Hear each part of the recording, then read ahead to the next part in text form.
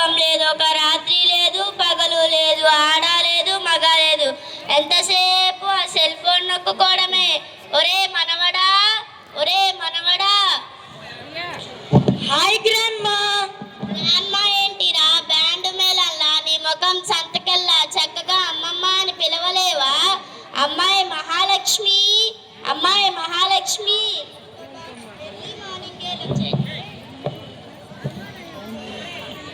అబ్బబ్బా, ఎర్లీ మార్నింగే లక్ష్మి మహాలక్ష్మి అని చంపుతో. I am lucky, how to call that name only. ఏంటి లక్కీ అని పిలవాలా? లక్కీ ఏమిటే చెక్కిల ముఖం దానా. చక్కగా మహాలక్ష్మి అని పేరు పెడితే పండగ బూడా బారేడు పొద్దుకెక్కినా లేవలేదేంటే? లేస్తుందిలే అమ్మా, దానికి సెలవులేగా. సరి సరి, నువ్వే దాన్ని అలా తయారు చేస్తున్నావు. మా కాలంలో అలా ఉండేవాళ్ళమే కాదు. మరి ఎలా ఉండేవాళ్ళు? ఆ రోజులే వేరు. పండగ వచ్చిందంటే చాలు, ఆడపిల్లలు పొద్దునే లేచి చక్కగా పళ్ళు తోముకొని ఇల్లు ఊడ్చి కల్లాపు జల్లి ముగ్గు పెట్టి కుంకుడుకాయ పులుచుతో తలస్నానం చేసి కాళ్ళకు పచ్చగా పసుపు రాసుకొని లంగా ఓని రవిక వేసుకొని అచ్చమైన తెలుగు వారిలా ఉంటారు. ఏంటి దీనిలాగా? దీని ముఖం ఈనాటి ఆడపిల్లలకు పొద్దునే లేవమంటే కోపం, రాత్రి త్వరగా పడుకోమంటే కోపం. ఓ బొట్టు లేదు, ఓ గాజులు లేవు. 14 ఏళ్ళు వచ్చినా బయటేసుకోకుండా లాగులు చొక్కాలు జీను ప్యాంటులు వేసుకొని సిగ్గు ఎగ్గు లేకుండా మొగరాడులా తిరుగుతున్నారు. వీళ్ళ ముఖాల మండ, వీళ్ళల్లో ఒక్కరికి చీర కట్టడం చేత కాదు. మరి మగపిల్లలు ఎలా ఉండేవారు? అలా అడుగు చెప్తాను. ఆ కాలంలో మగపిల్లలందరూ పొద్దునే లేచి చక్కగా పంచి కట్టుకొని చొక్కా తొడిగి పై కండువా వేసుకొని అచ్చమైన తెలుగువాడిలా పొలం పనికి వెళ్తుంటే ఎంత బాగుండేవారు. మీ అమ్మ కడుపు బంగారం కాను. ఈ కాలంలో ఫ్యాషన్ పేరుతో అనేవో చిరిగిపోయిన ఫ్యాంటులు, బొత్తాలు లేని చొక్కాలు, వాటి నిండా పిచ్చి పిచ్చి రాతలు. ఒరే పిల్లలు, ఇప్పటికైనా బుద్ధి తెచ్చుకోండిరా. మన తెలుగు సాంప్రదాయాలని చిన్నప్పటి నుండే అలవాటు చేసుకోండి.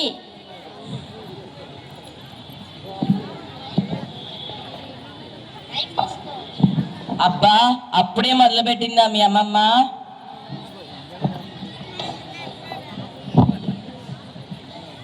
నమస్తే అండి, ఎప్పుడొచ్చారు? రాత్రే వచ్చాం, పండగ కదా, అమ్మాయిని పిల్లల్ని తీసుకెళ్దామని వస్తే ఇక్కడికి వచ్చాకేమో మా అల్లుడు గారు ఇక్కడే ఉండిపోండి, అందరం కలిసి ఇక్కడే పండుగ చేసుకుందామని పట్టుపట్టారండి. మీరు చాలా అదృష్టవంతులండి. మీరు ఎలా ఉన్నారండి? మీ పిల్లలు ఎలా ఉన్నారు? మా అమ్మాయి అమెరికాలో ఉంది, దానికి ఒక పిల్లాడు. మా అబ్బాయి యూకేలో ఉన్నాడు, వాడికి ఒక పిల్ల. మరి మిల్లాలు ఎలా ఉంది? బ్రహ్మాండంగా ఉంది, దాన్ని మా అబ్బాయి తీసుకెళ్ళాడు మనవరాల్ని చూసుకోవడానికి. మరి మీరు కూడా వెళ్ళొచ్చు కదా. వెళ్దామని అనుకున్నాను, కానీ వీసా దొరకలేదు. ఆవిడికి దొరికిన వీసా ఎందుకు దొరకదు? ఆవిడికి ఇంత అవసరం పని అయిపోయింది. వాణి, వాణి, ఈరోజు ఎరువాక కదా, నేను పొలానికి వెళ్తున్నాను, ఎదురురా. వస్తున్నానండి. చూడు డాడీ, అమ్మమ్మ పొద్దున్నే తిడుతుంది. ఎందుకు తిట్టింది మీ అమ్మమ్మ? మేము పొద్దున్నే లేవలేదని, జీన్స్ ప్యాంట్లు వేసుకుంటున్నామని. మరి తప్పు కదా, తప్పు చేసినప్పుడు పెద్దవాళ్ళు తిడతారు కదమ్మా. అది కాదు డాడీ. ఏ బిస్కీకా, వెళ్ళి క్షమాపణ అడుగు. సారీ అమ్మమ్మ. సారీ అంటే పూరిలాగా, సారీ అంటే క్షమించమని అర్థం. సరేలే, ఇంకెప్పుడు ఏమనను, వెళ్ళు.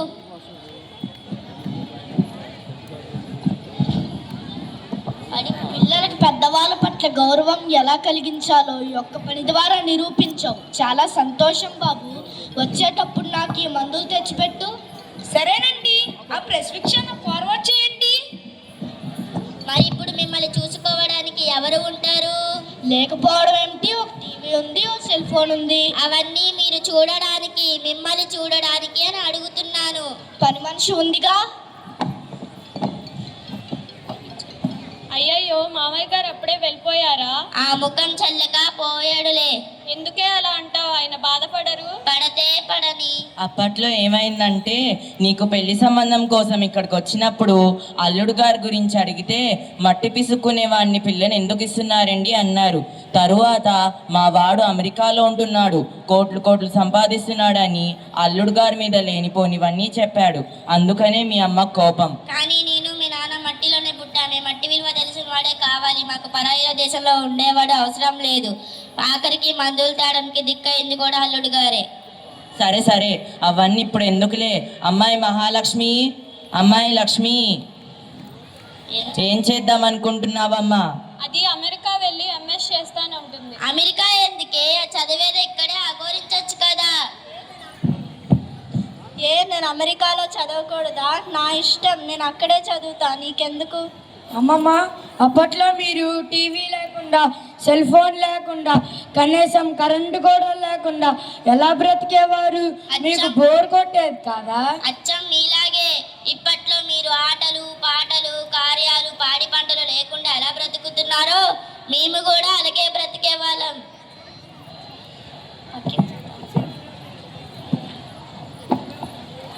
పడిపోయాం.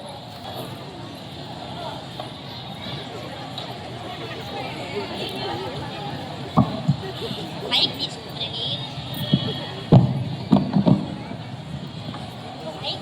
అయ్యయ్యో, ఏమైంది? అయ్యనా, ఏదో ఆలోచిస్తూ వెళ్తుంటే ఓ స్కూటర్ వాడు వచ్చి గుద్దు వెళ్ళిపోయాడు మామయ్య. అయ్యో, హాస్పిటల్లో జాయిన్ చేయండి. వద్దు బాబు, చిన్న దెబ్బ తగ్గిపోతుందిలే.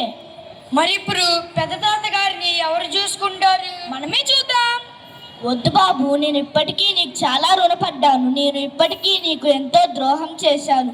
నా కొడుకు కూతురు అమెరికాలో ఉన్నారు అనే గర్వంతో బంధువులందరినీ దూరం చేసుకొని ఒంటరిగా మిగిలాను.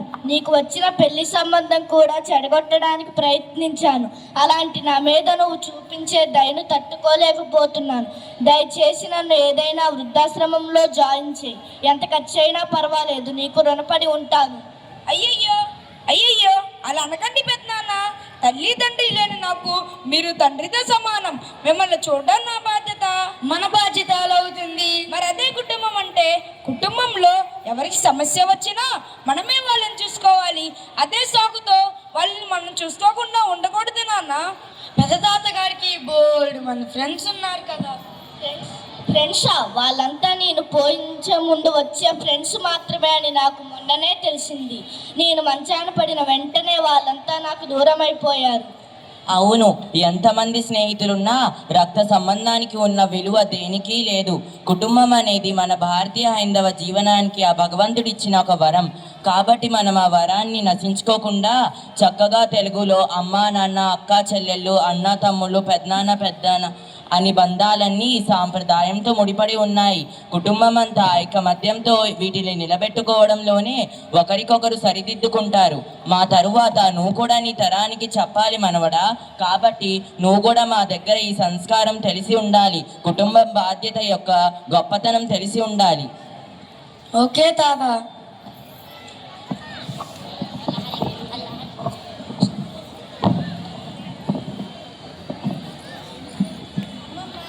అమ్మమ్మ, నేను ఎలా ఉన్నాను? నా బంగారు తల్లిలా ఉన్నావే. ఇందాక అమెరికా వెళ్ళి చదువుకుంటానన్నాను కదా. పెద్ద తాత గారిని చూసిన తరువాత ఇక్కడే డాక్టర్ చదివి మన ఊరి వాళ్ళకి సేవ చేస్తాను. చాలా సంతోషం. మరి నువ్వు? నేను నీలా ప్రవచనాలు చెప్తానే అమ్మమ్మ.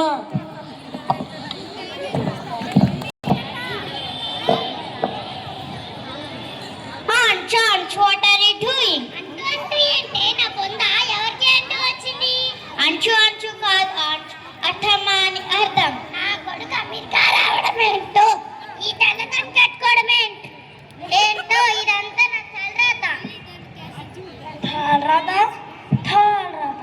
Mom, what is meant by Thalrata? Bro, you don't know Thalrata? Tala. Hey, right. Hey, right. Hey, right. Oh, acting. It's head and right. Head right, head right. మా తెలుగుకి తెగులు పట్టించారు కదరా. అందరికీ ధన్యవాదాలు.